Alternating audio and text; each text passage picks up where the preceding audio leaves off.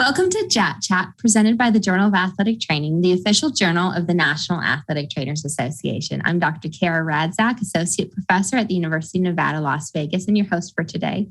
Today, we'll be discussing a recently published manuscript, Youth Athletes, Parents' Perceptions, and Knowledge of the Athletic Training Profession.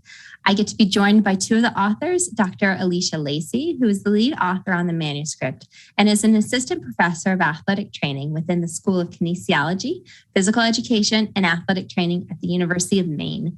She is joined by Dr. Christianne Eason, who is the president of the Sports Safety at the Korey Stringer Institute, housed at the University of Connecticut. Alicia and Christy, thank you for joining me today. Thank you for having us.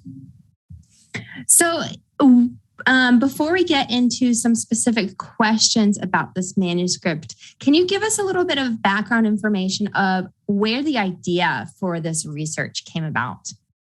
Yeah, absolutely. So I'm happy to take that one. So this started a few years ago when I was at the Korey Stringer Institute as a grad student. And the Korey Stringer Institute is a little bit unique in that it's a nonprofit organization. So they have corporate partners, and one of the corporate partners is the NATA.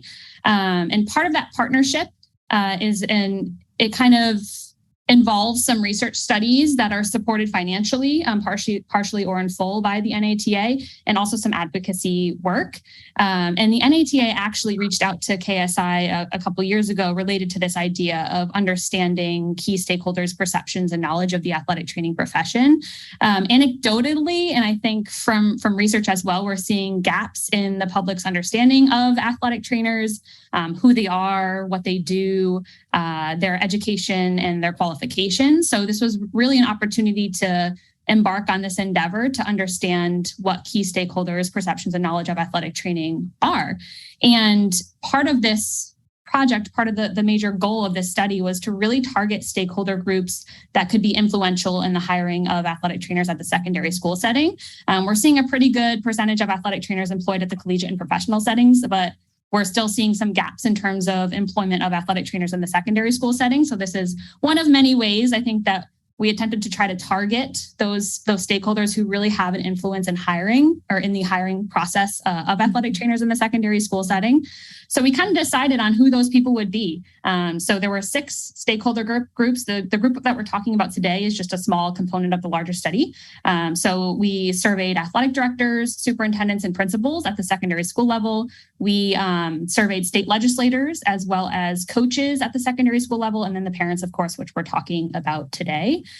So again, it was really just an opportunity for us to understand what parents already know and how they can be sports safety advocates for their children.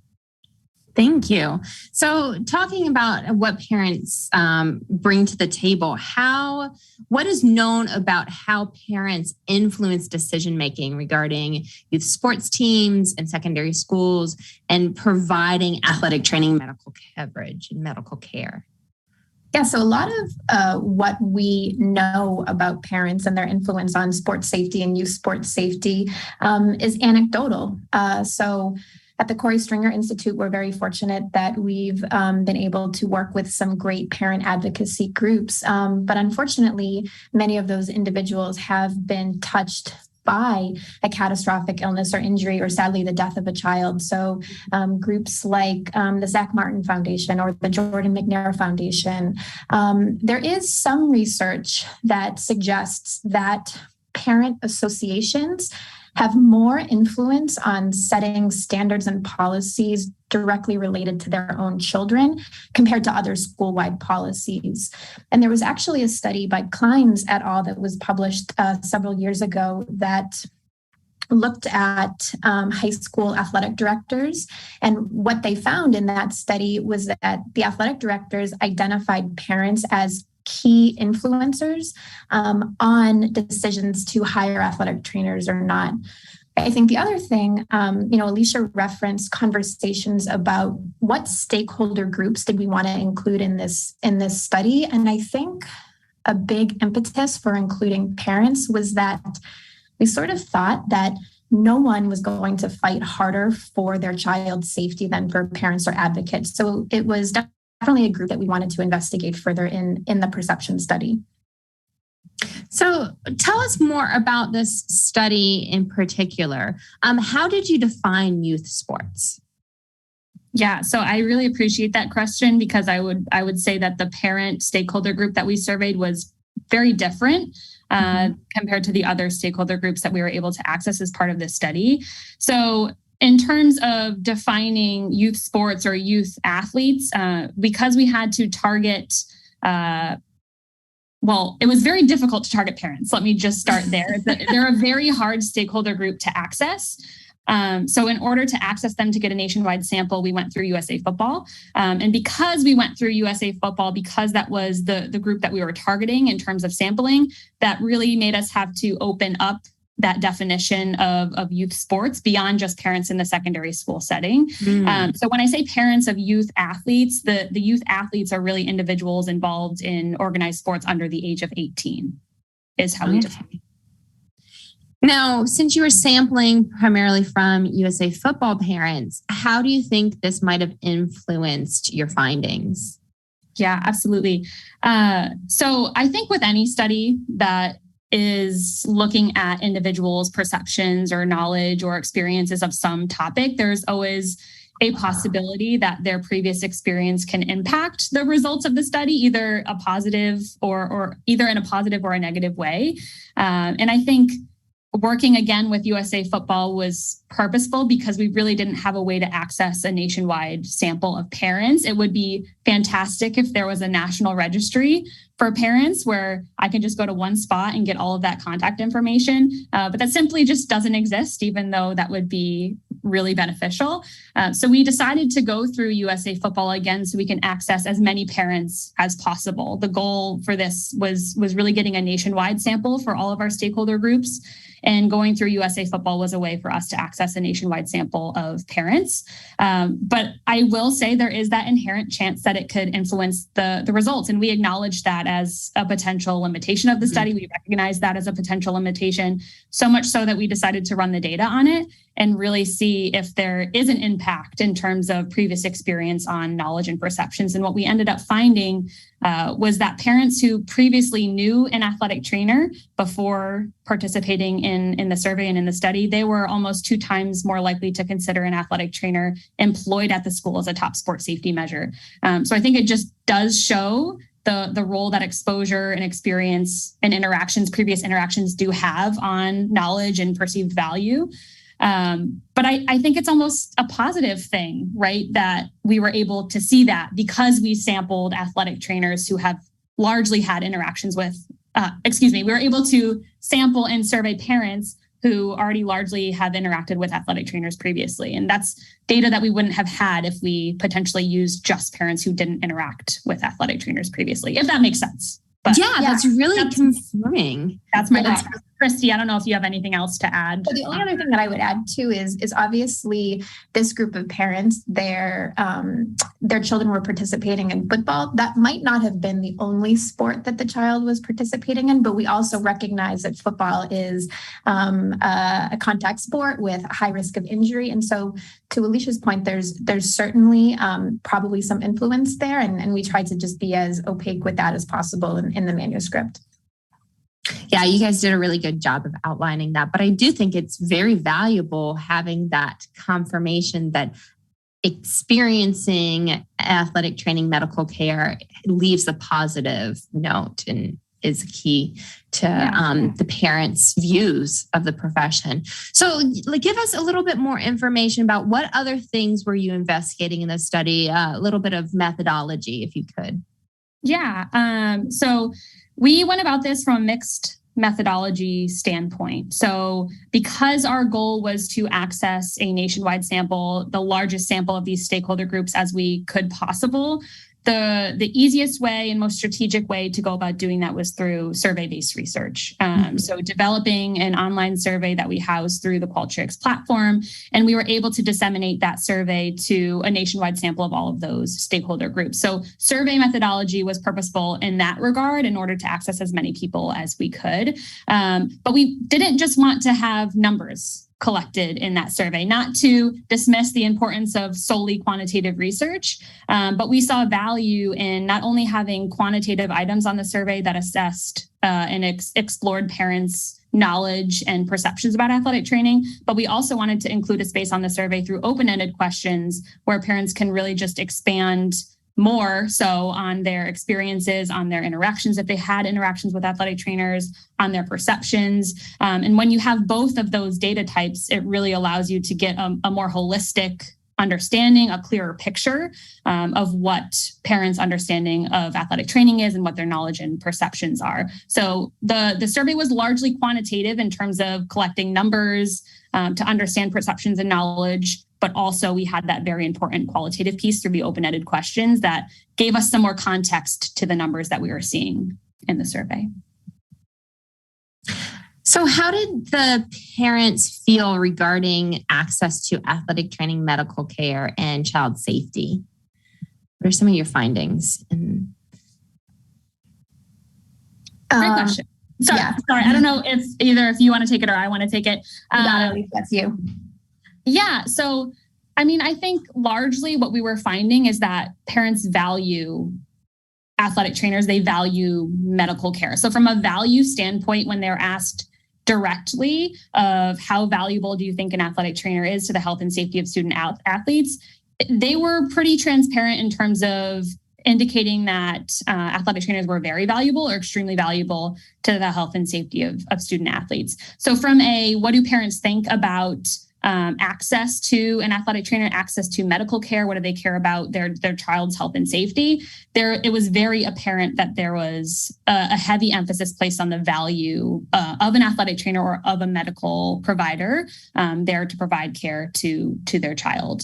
From a knowledge standpoint, I would say that they were pretty knowledgeable about the athletic trainer's role to some extent. So there are aspects of the athletic trainer's role, one that I think they were exposed to, that they knew more about, and then the aspects of the athletic trainer role that they didn't see, that were maybe behind the scenes or they didn't have direct exposure to. Those were things that they were less aware of and less knowledgeable about. So the two things that were most important in terms of the study were understanding value, perceived value, and then knowledge of the athletic training role and of the qualifications and education.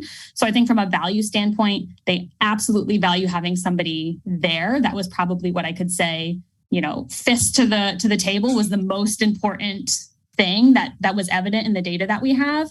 And then from a knowledge standpoint, what they're seeing most often in interactions with athletic trainers is what they know most about, and that makes sense. And what they're not seeing is largely where those knowledge gaps are. So Christy, I don't know if you want to expand on anything, but those were those highlights for me in terms of parents' feelings about medical care and having somebody there for their children. Yeah, Alicia, I think you said that perfectly. And I would just reemphasize the point that you had mentioned earlier about athletic trainers who did have pre-existing relationships with athletic trainers or new athletic trainers. They did rate an athletic trainer employed at a school as a safety measure higher than individuals who didn't. And I think, we've mentioned this, but it just speaks so much to the value of that parent athletic trainer relationship. I know from working in clinical practice, the parent can sometimes add a demanding challenge to our jobs, but they can also be an amazing advocate. And I think it really emphasizes the importance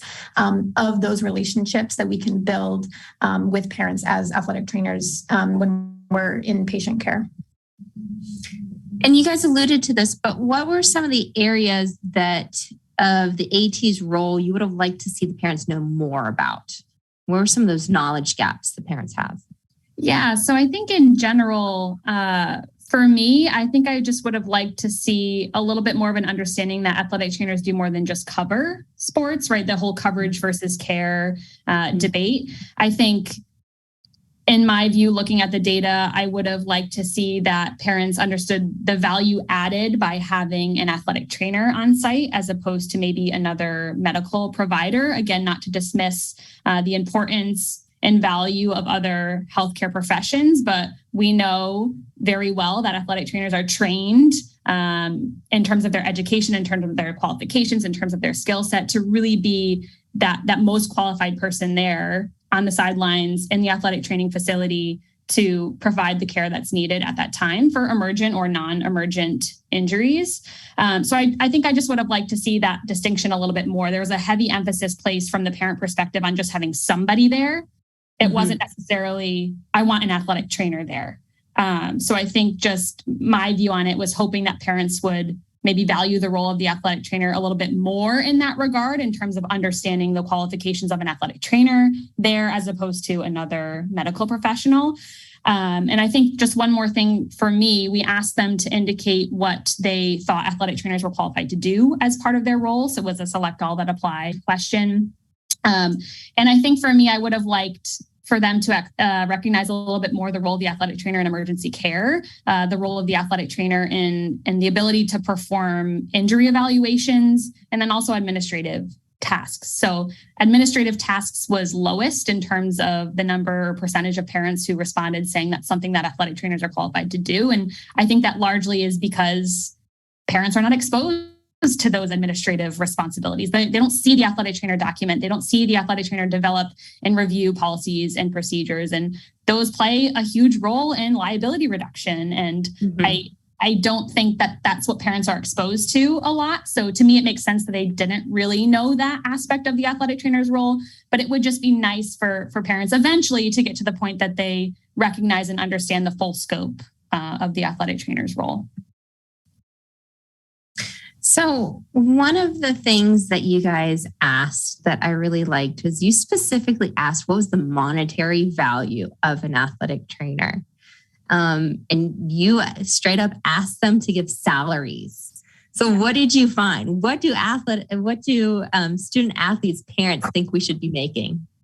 So we felt that this was such an important question for a lot of reasons. It's been a hot topic of debate within the profession. And this was a question that we asked universally across all of the stakeholder groups in the larger perception study. And what we found is that parents selected higher salaries for athletic trainers than any of our other administrative groups. And actually more than just about half of parents in our sample selected a value that's above the national average that was reported by the National Athletic Trainers Association in their most recent salary survey. And so of course we were really excited about this data. And I think based on that finding, in conjunction with some of the other things parents have been telling us, I think it really highlights the value placed on the immediate and accessible care for their children that they value so highly and they perceive athletic trainers are able to deliver. So yeah, we were really excited about this to just realize that there are stakeholder groups that really value the athletic trainer and they feel like that value should be compensated appropriately in a salary. Yeah, you mentioned that immediate medical care. And that was one of the things that with this mixed methods really stuck out to me is you were able to give some of the stories behind it. And one of the parents talked about, I think it was like a finger injury. And they specifically said, it wasn't something that was life-threatening, but there was somebody there. Can you expand on this finding of parents really valuing that immediate care? Yeah, I think it's important to distinguish immediate versus emergency care, right? So I think you said it, Kara, that it wasn't necessarily that they valued the athletic trainer's role in responding to emergent situations, potentially catastrophic situations. It was that, everyday injury that's not that severe, right? That minor sprain or that strain, that concussion, which of course is something to take very seriously, could or could not be catastrophic, right? But I know that there were parents who talked specifically about concussion, right? They just wanted somebody there to provide that immediate, not necessarily emergent, but that immediate care to their child. And having somebody there, again, it was somebody. In some of the conversations, it was an athletic trainer, but some of the parents, again, just want somebody there to provide that immediate care. It really gave them peace of mind. It gave them a sense of comfort, knowing that if they weren't going to be there to take care of their child, somebody was going to be. So there was, as we mentioned and said multiple times, there was definitely that emphasis on just having somebody there and just how much that meant to the parent to give them be able to breathe a little bit, knowing that if my child got injured, they're going to be okay. Somebody is there who's qualified and can help them in their next steps to whatever they need. Yeah, and I would add one of the things as a qualitative researcher, Alicia and I valued so much is being able to share the quotes directly from the parents. They talked often about they felt a sense of relief that there was someone there other than a coach to take care of their child. And you almost get the sense that these parents, we've been talking a lot about parents being able to advocate for the athletic training profession. You get a sense in reading the quotes that parents, valued having an advocate there for their child, right? And having someone there that can advocate for the well-being and the safety of their child when the parent themselves might not be able to be on the sideline, right? And so I think that, that came through very clearly in their quotes, that they just really liked knowing that there was someone there who was keeping an eye on their kids. So how do we take this information that you guys identified? And I'm thinking of the secondary school clinical athletic trainer. How do they use this, whether it's things to think about in the back of their mind when they're talking with parents or when they're advocating for themselves with administration? Yeah, I love this question. So, a lot of the work that I do focuses on work-life balance and burnout and issues related to retention. And I think oftentimes we put a lot of responsibility on the athletic trainer to be the advocate when we're already overworked. And I think the things about this particular, data set with parents, but also the larger stakeholder group is that athletic trainers have allies out there who can also help advocate for their values so that it's not always just on the athletic trainer. I think, especially the data showing that athletic trainers who have made relationships with parents, those parents then reflect that in their responses of wanting an athletic trainer present for their children. So I think, for the athletic trainer, taking some time to, introduce themselves to parents at a parent meeting or having those conversations on the sidelines when they're getting ready, I think that will help create those relationships. I think, another thing to keep in mind is that when we look at barriers to hiring athletic trainers, budget concerns are always one of the largest cited reasons for not hiring an athletic trainer. And I think, I hope that it's not just athletic trainers who are seeing this, but also school administrators, so that when you go to your school board and you're going to budget hearings, that you have parents who can also support this, right? And so it's not just the athletic trainer who's fighting for this. I think, kind of looking at the National Athletic Trainers Association or our state organizations, we can look at potential targeting education for, again, this group. And again, I just wanted to reemphasize that there are parent advocacy groups out there that are doing, great and amazing things. And so seeing these groups as allies and advocates in sports safety is something that I think that we can take advantage of so that it's not always the burden of the athletic trainer to have to fight these fights. So what are some initiatives that you'd like to see come out of your findings? Yeah. Where would you go after this? So as far as initiatives, I think that, and Alicia, you can probably add more onto this more so than I can, but I think a original impetus for the National Athletic Trainers Association for investigating these different stakeholder groups is how do we target education? And so I think this data helps us identify what parents know and what they don't know. And now we can, have better targeted education for what they don't know. So I think that there's, some great possible initiatives on that behalf. I think, other things that I would like to see as far as like future research is looking at parents in schools where they don't have athletic trainers and, how do we build the momentum to get the support in those schools. But we need to know what those parents think as well. And I would also like to have further research investigating, what parents are aware of from the perspective of sports safety. So we know that they really value having athletic trainers present, or to Alicia's point, someone present to take care of their children. But do they know things about the importance of having an emergency action plan or the importance of having AEDs?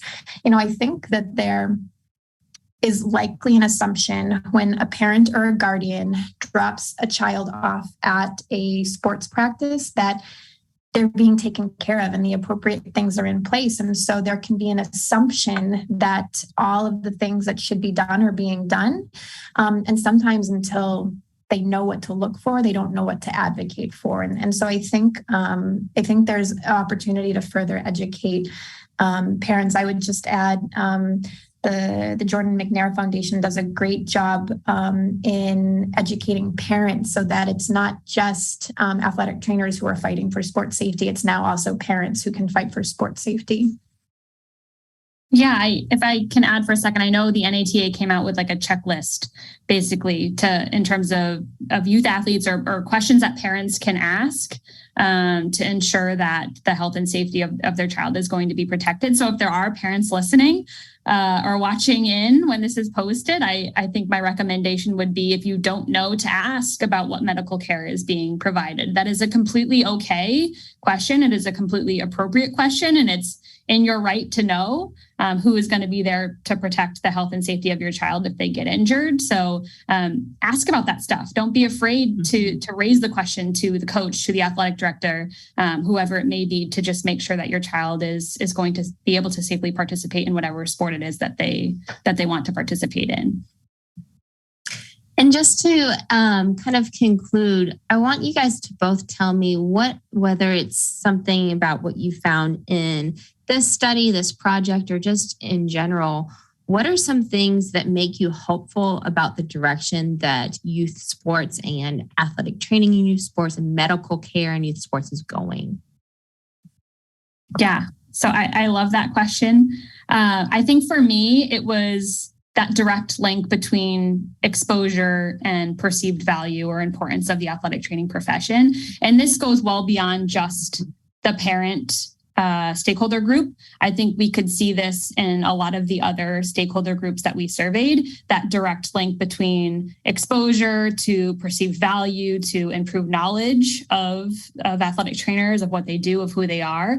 And it's exciting to see that we're getting to a point now as a profession that more and more people are learning about us. More and more people are hearing about us. More and more people are seeing us in action.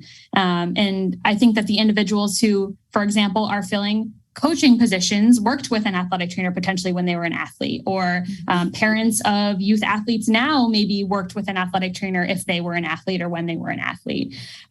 So it's exciting, I think, knowing that is down the line in terms of just exposure naturally occurring over time. We're seeing that knowledge about and perceptions of the athletic training profession, are hopefully going to continue to improve. That's not to say we don't need to take action now. I don't think we would be doing this study to understand gaps in knowledge if there wasn't something we needed to do or should do. So I do think that action needs to and should be taken now. But I am hopeful and really proud. I think, Korey, you referenced this before, to see that athletic trainers are really making an impact and they're making a difference in parents' lives based on the care that they're providing to the children. So yeah, and I would echo that. So I think overall, I was positively surprised, not just with the parents, but the other stakeholder groups, to see how much the athletic trainer was valued. As Alicia referenced, there's certainly gaps in that understanding, and there's areas that we can continue to work to improve. But I think overall, if you looked at all of the groups, again, not just parents, that individuals who interacted with athletic trainers tended to think more positively about the athletic training profession. And so I would say to all the secondary school athletic trainers who are listening, know that you're really making a difference, that you are literally impacting the perceptions of the parents, the coaches, the administrators that you're working with, because sometimes I know it can feel like you're not. But our data is showing that interaction is really making a huge difference. And I've said this before, but I really believe that the athletic trainer employed in the secondary school setting is one of the best advocates that we have for our profession, because all of those parents, all of those coaches, all of those student athletes that they're working with, they might not go on to be professional athletes, but they'll go on to be members of society, and they'll continue advocating for the athletic training profession long after their high school days are behind them. And so for me, it was really, really encouraging to see what an impact the pre-existing relationships with athletic trainers have. And so, if you're feeling burnt out, if you're feeling exhausted, just know that you are making a difference. And those differences, I think, they will continue to improve working conditions for athletic trainers. I mean, look at what athletic trainers felt like should be paid. What parents felt that athletic trainers should be paid. I mean, they value, what you're doing for their children. So before we leave, is there any resources that you guys want to point people in the direction of that might be helpful for those that are listening? Christy, especially you, is there anything that might be helpful with the Korey Stringer Institute? Yeah, so for the Korey Stringer Institute, we review state high school policies by every state. So on our website, if you go to the outreach tab, you can see what sports safety policies are required in each state. We also have a great project going on right now, the Innovate Project, which is where high schools who don't currently have athletic trainers can apply to receive funding to be able to hire an athletic trainer. So those are some things that we're working on. We also at the Korey Stringer Institute have some great templates for emergency action plans and policies and procedures for heat illnesses and for lightning. And again, it's not just athletic trainers who can be aware of that. It's all the different stakeholder groups that we've talked about. And Alicia, I know you had mentioned some that the National Athletic Trainers Association has as well. Yeah, I was just going to add strictly from an advocacy standpoint in terms of this study and what we're finding. I think the At Your Own Risk campaign just has so many helpful resources in terms of how to educate other stakeholders about athletic trainers, who we are, what we do. So I feel like that's always a resource that I go to in terms of maybe understanding a little bit better how to advocate for yourself, but also for specific stakeholder groups, how to advocate for the athletic training profession to those specific stakeholder groups. So that is one that automatically came to mind for me that would be a good resource to look that one up. Perfect. Thank you guys both so much for joining me today, Dr. Lacy, Dr. Eason. I really appreciate that time that you took. And anybody who is listening, this manuscript, as well as all of the offerings from the Journal of Athletic Training, are available for free, open access, thanks to the funding by the National Athletic Trainers Association. So again, thank you so much for your time today. Thanks for having us, Kara. Thank you.